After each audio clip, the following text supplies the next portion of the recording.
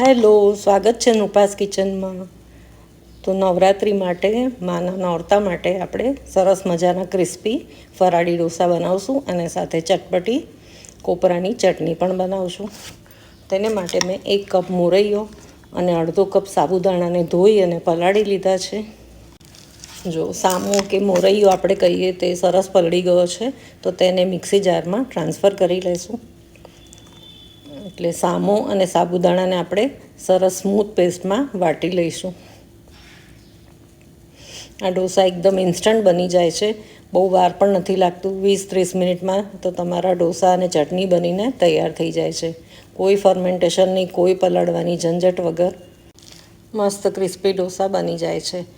તમે જો મારી ચેનલ પર નવા હો અને સબસ્ક્રાઈબ ન કરી હોય મારી ચેનલ, તો સબસ્ક્રાઈબ કરી દેજો અને બેલ આઇકન પ્રેસ કરી દેજો, જેથી આવી સરસ નવી રેસિપીસ નોટિફિકેશન મળતું રહે.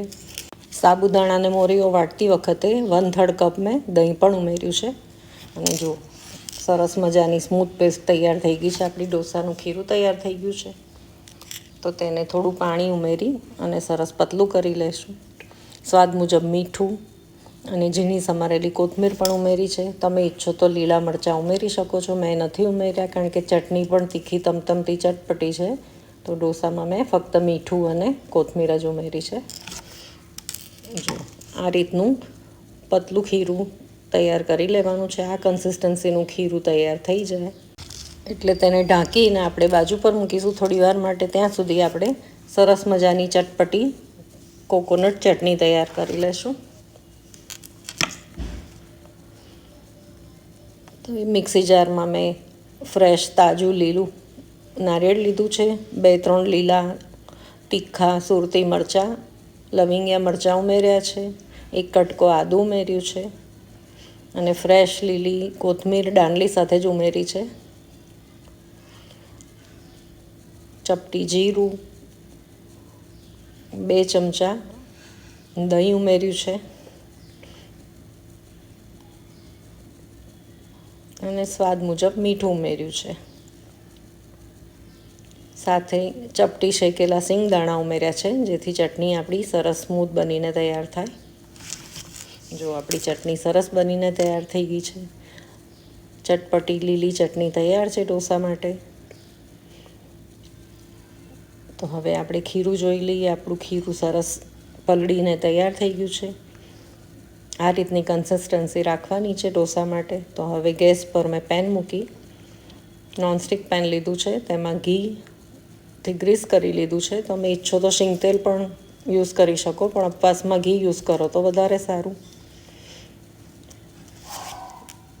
હવે સરસ આ રીતે ચમચાથી આપણે રવા ઢોસા પાથરીએ એ જ રીતે આપણે ખીરું પેનમાં પાથરી લેશું.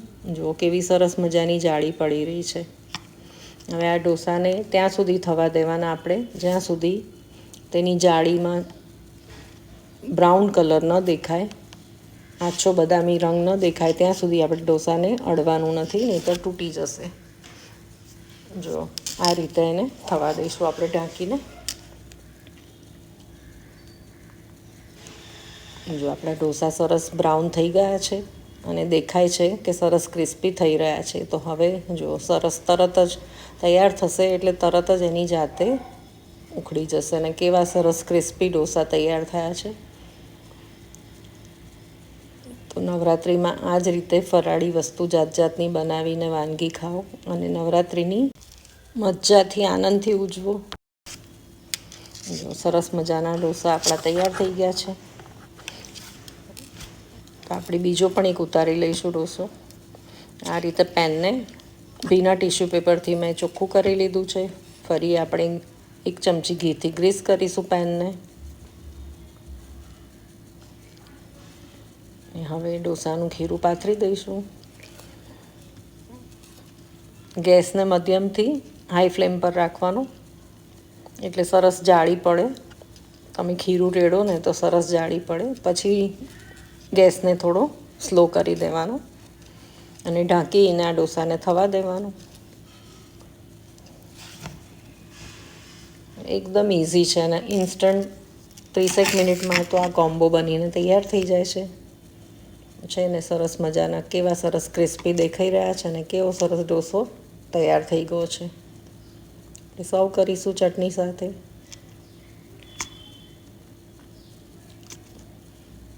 ચટણી પણ એટલી સરસ ચટપટી તૈયાર થઈ છે. તો આ ડોસા જરૂરથી બનાવો. સાંજે ડિનરમાં બનાવો કે સવારે પણ તમે ફરાળમાં ખાઓ, મજા આવી જશે. ચાલો ત્યારે, હેપી નવરાત્રિ, જય મા અંબે. ફરી મળીશું આવી જ નવી રેસિપીસ સાથે. ત્યાં સુધી આવજો, ધ્યાન રાખજો તમારું.